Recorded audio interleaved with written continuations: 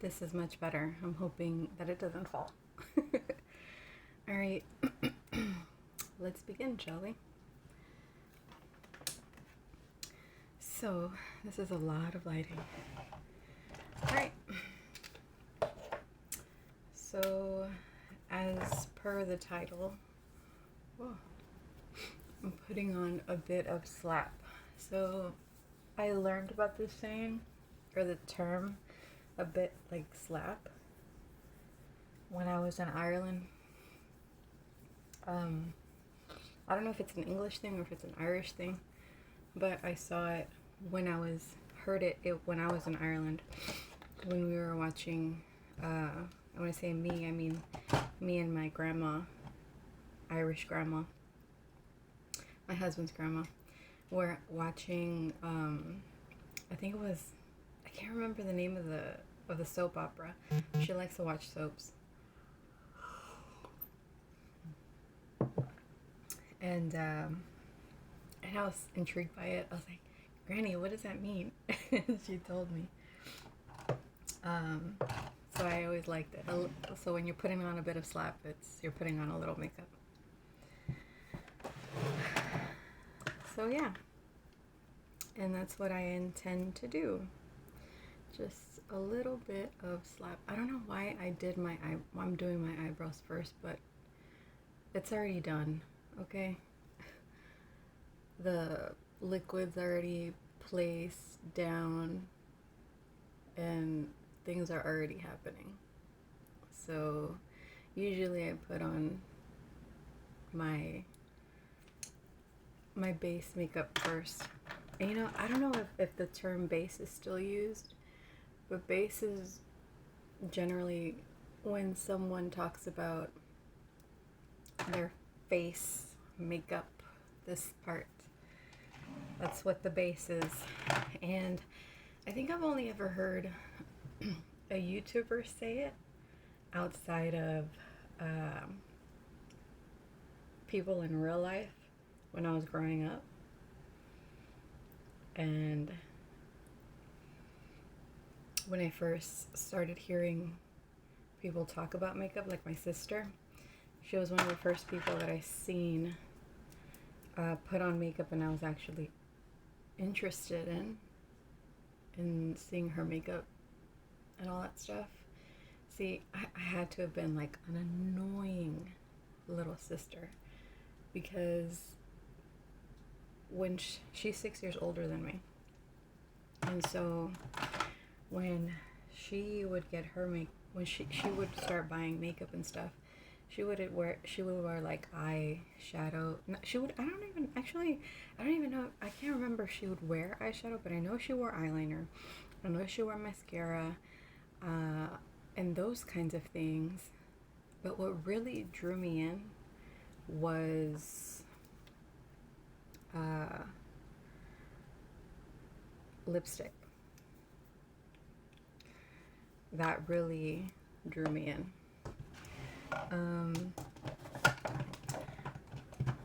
And that's the piece of makeup that I was most curious about and like really excited me. Oh. So I keep my makeup in a drawer because I used to have so much makeup, like eyeshadow and stuff, that I had to keep it in a drawer. And my space is so small that I can't have it like on top of anything. But it's not just because it's a small space, but because we have 2 cats and they shed, like one of them sheds like a mother. Like a mother, he sheds. And her fur gets on everything. Everything. Oh, I got a bat in the cave. Excuse me.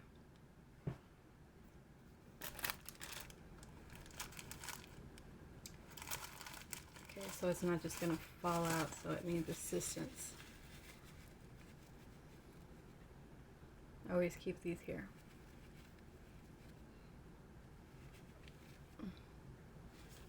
See? Now there's a cat hair on my fucking face. Yeah, if you ever had a cat hair or a dog hair on your face, it's the most fucking annoying feeling. I don't cuss so much. I'm not big into cussing. Now my nose is all dry. You can see like the dry skin right here. Great. Anyways,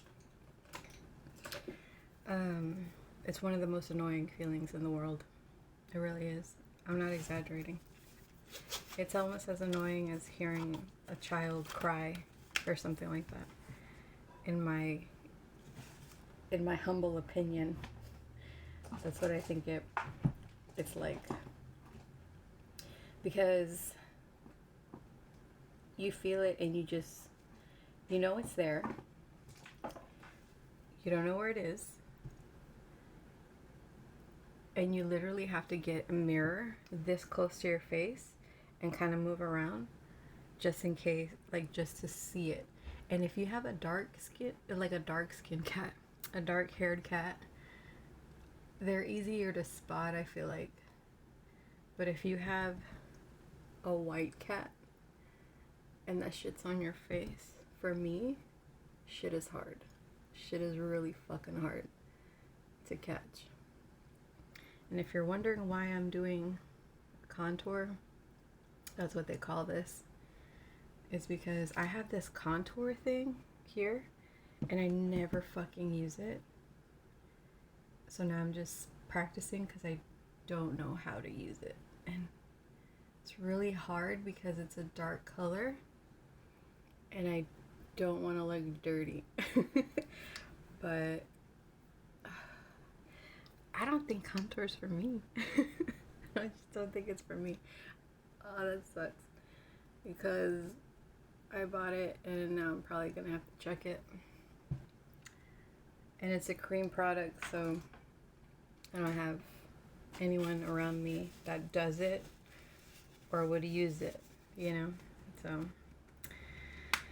I guess that's decided on. I'm like, just gonna check it. That's really sad.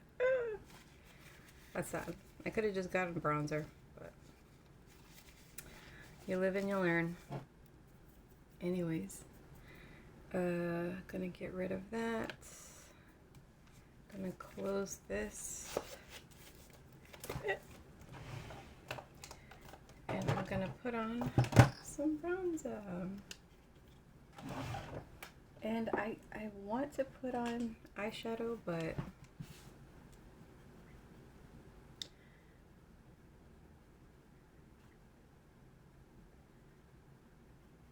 I want to put on eyeshadow purely because I have it. And I have so many eyeshadows. That's the only reason why I would want to put on eyeshadow. Yeah,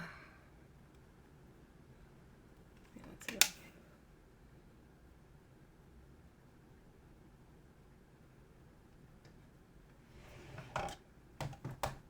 I have quite a few. I don't have as many eyeshadow palettes as I used to have.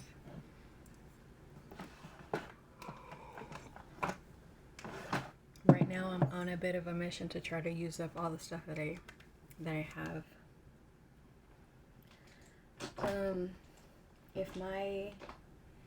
If you can't really hear me, let me know.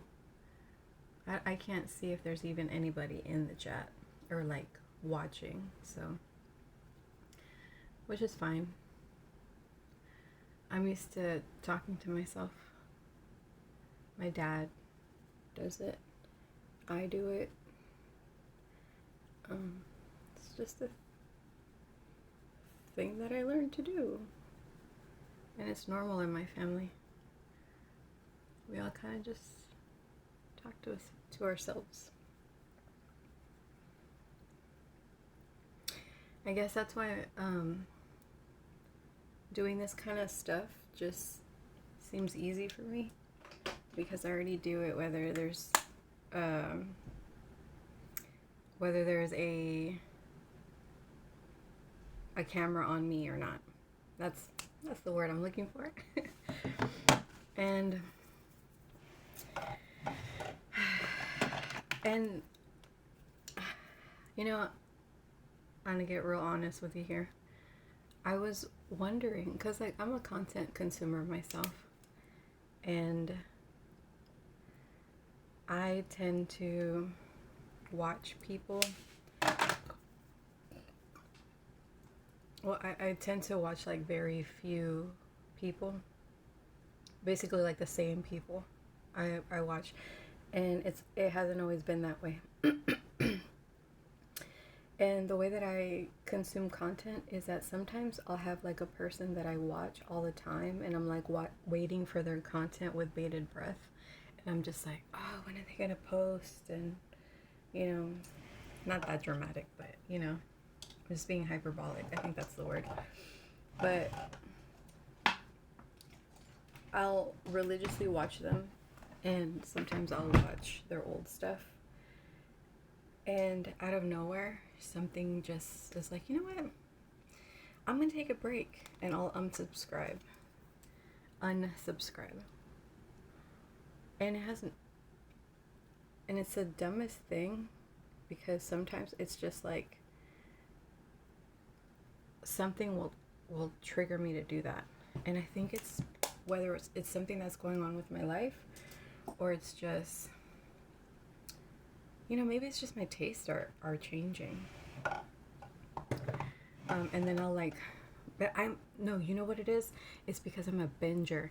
Because like I was telling you before, I'll like focus on someone and their content, and then I'll be like, oh my God, I really want to watch all their content. I'll watch all their content, watch all their content, watch all their content.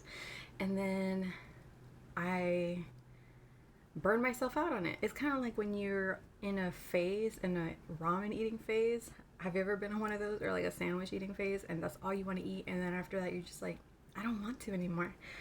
That's how I consume content. It's really, really dumb. I don't know, it's dumb because I burn myself out on people, and I don't do that. That's a lie. I do that with food. Well, not as often. But I remember I did that with like chicken nuggets. I did that with sandwiches and that kind of stuff. And it's really dumb. But I think it's dumb. But that's how I consume content. And apparently that's how I consume food. And when I was younger, that's how I consumed alcohol. Which isn't healthy, really. You know, speaking of which, it's crazy how they tell you, how like no one really talks about the dynamics of alcohol and like the ugly side of alcohol.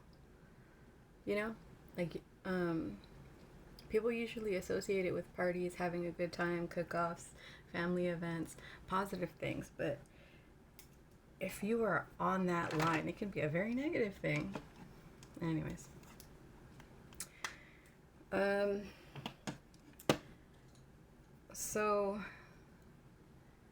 So yeah, anyways, going back to what I was saying, that's why talking to myself is really easy, because I do it on, like, while no one's watching.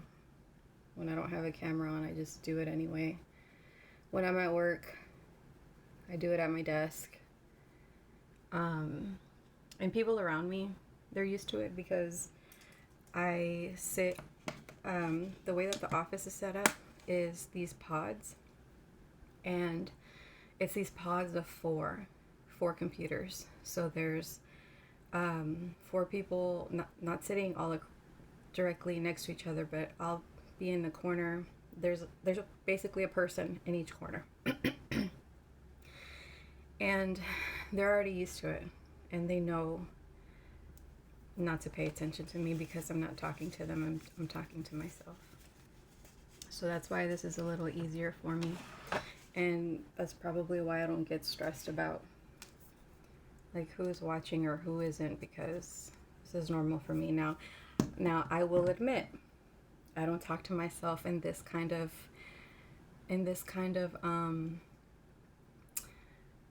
I don't talk to myself in this kind of to this extent. I just utter a few things, and I think that's completely normal. I know people do it. I know I have a friend at work that does it. We were actually talking about it the other day, that she does that kind of stuff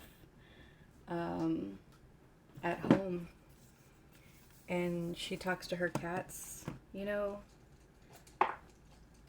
When she's not talking to herself, she talks to her cats, and honestly, I think that would be really interesting to watch. I would watch that. But I don't think she's interested in making any sort of video about it, which is a shame, because like, she's one of those people that I can just watch. Like, I could literally sit there and watch her, and I'm pretty sure she's gonna do something interesting, like just something quirky, you know.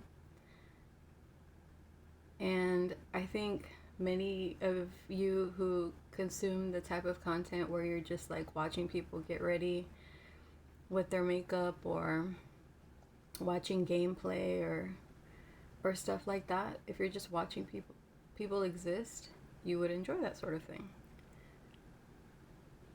And that's why I like just watching her, because just watch her for a few minutes, not even, and she's bound to do something strange.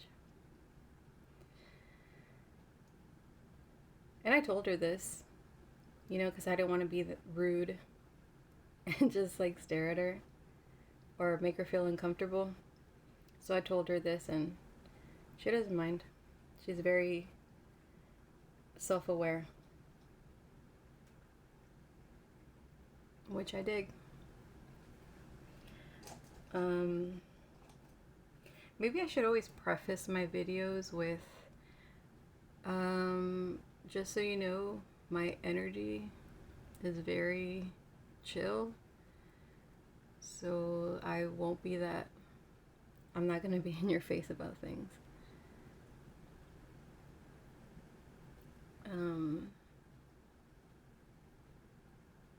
I wish I could be, but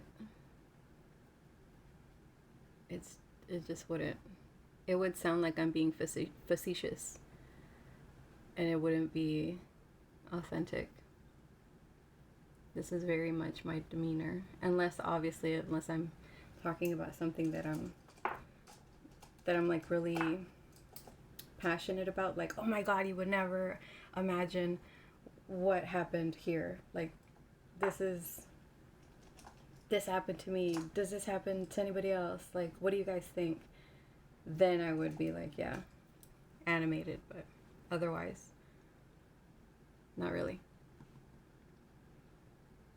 Oh, if someone were to donate you $200, how much hair would you cut for that? If not by yourself, then going to the salon can also be considered an option.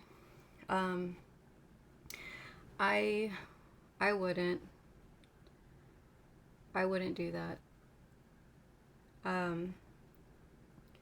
I cut my hair not that long ago. It seems like not that long ago, but I did it during COVID when everyone was cutting off their hair. And I cut my hair so freaking short. So short. Like a pixie cut, I think they call it. And regretted it immediately. But what choice do you have? You know, like, it's already gone. You can't add hair. I mean, yeah, you can wear a wig. I mean, the only good thing about it was that I could wear wigs. And I was into wearing wigs for a while, like early on in my life. But that's really the only time that I actually enjoyed it. Enjoyed short hair. So no, it's just not for me. Even with the money, I just wouldn't do it. This makes me feel uncomfortable. I like my hair, and I like long hair and glasses because I like to hide behind a veil sometimes. It's like a social shield as dumb as it sounds.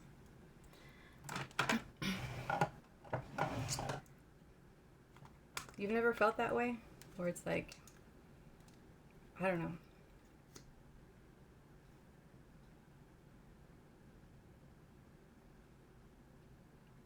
Or, I know that has to be a thing, because I've seen that some people wear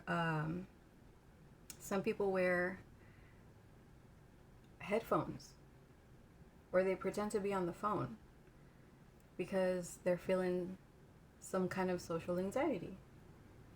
So that has to be a thing. I used to do it a lot. I used to feel that way a lot when I was a manager. I made the mistake of applying to be in management position. It was one of the things that I regret the most, but it was definitely a learning experience. It just made me realize I am not that person.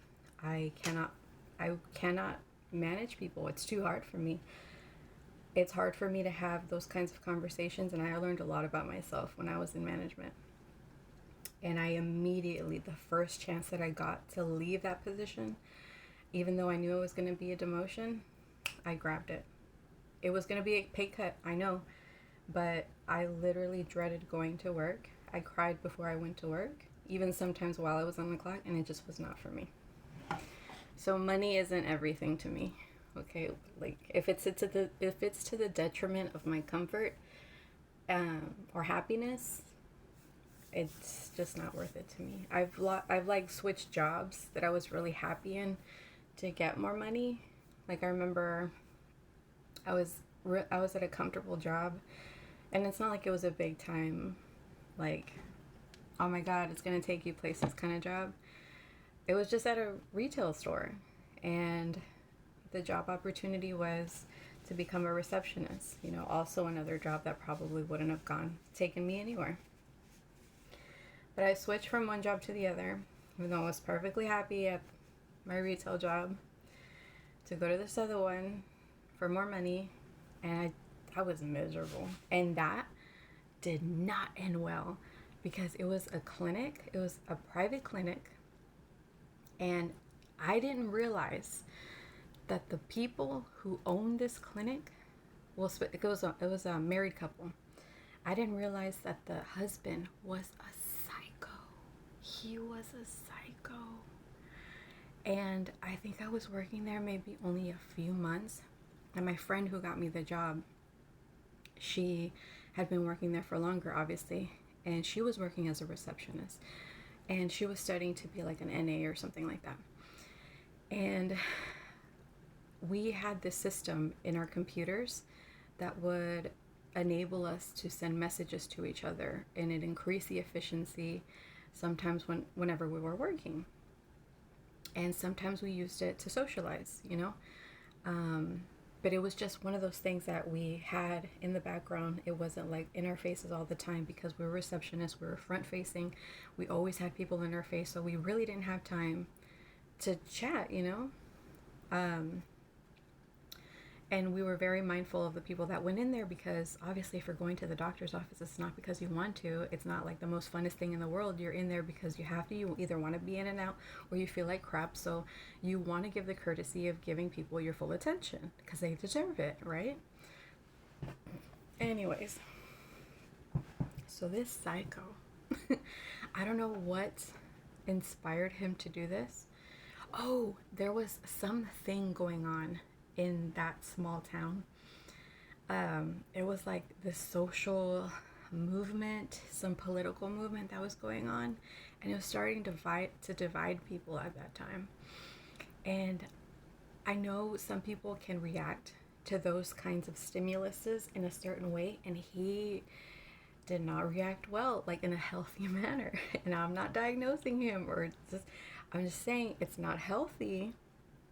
He did what is the equivalent of looking through people's phones was. That's what he did. And when he did that, he found out how unhappy a lot of us were. A lot of people in that office were people of color. Okay? And this social, activity that was going on in this small town had very much to do with social injustices against people of color.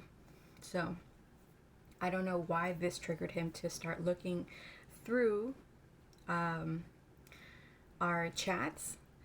One of my statements was I was very much against, prejudice and those kinds of behaviors.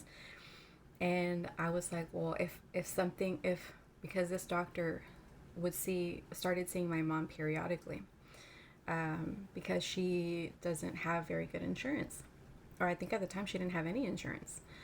And so he started seeing her, and then when I caught wind of how he was treating like people of color that were patients, I was like, well, crap, like I better not hear him, treating my mother in that sort of fashion, because I will say something. And I'm not even joking, that's the extent of what I said in the chat. Okay? Okay. So on some random day, he calls everyone into the office, into the little pod where all the nurses work or whatever, where all the patient rooms are. There's nobody in there. This is like the day's already over. He's calling everybody in there for an announcement, I guess. And then he starts bringing out sheets with people's stuff that they're saying. And he calls me out, on the stuff that I said. And I guess he expected me to be like, oh, I didn't mean it, this and that or the other. And I'm like, to this day, there was nothing wrong with what I said. And he's like, oh, what would you say? And I'm like, I would get in your face about it and tell you to apologize, or something to that extent. And he was like, well, you can leave. You're fired. I'm like, you're a psycho. You're a psycho. And he fired other people. I don't know. I can't remember what they fired them for. Because I wasn't, I was worried about that's my income. Like, it's gone now. But in the long run, it was fine, because after I left, I caught wind of other things that started to happen when I left, and it was good timing that he did it in the time that he did it, because he just started spiraling after that. He and his wife ended up getting arrested for something that I'm not going to get into, but I always felt really sorry for his wife, because his wife was the sweetest person. Like, women flocked to her, because I think she was an OB/GYN. People flocked to her, and they felt really comfortable with her. So, and when they got arrested, that small town had they do have like a newspaper, like a small newspaper. I'm telling you, it's a small town. And they put them on blast like that, and they published their what do you call it? Their mugshot, and I felt so bad for her. Like, I still felt bad for her, and I don't know. I hope things get better for them. And it was so long ago, like, I don't even care. I just hope that they see reason and they aren't like that anymore, because you're just digging your own grave like that, Stop being a psycho. That's it.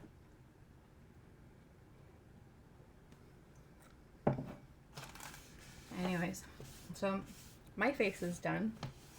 I did not expect to go this sparkly. I did not expect it to go this way. But the tea was hot, okay? Anyways, so I'll talk to you guys later. Let me know if you want to see more videos like this, and I'll make them. Even if you don't, I'll probably make one here or there. But anyways, so I hope you guys have a good day, and I'll probably stream some gaming later. I'll Catch you on the next one. Bye.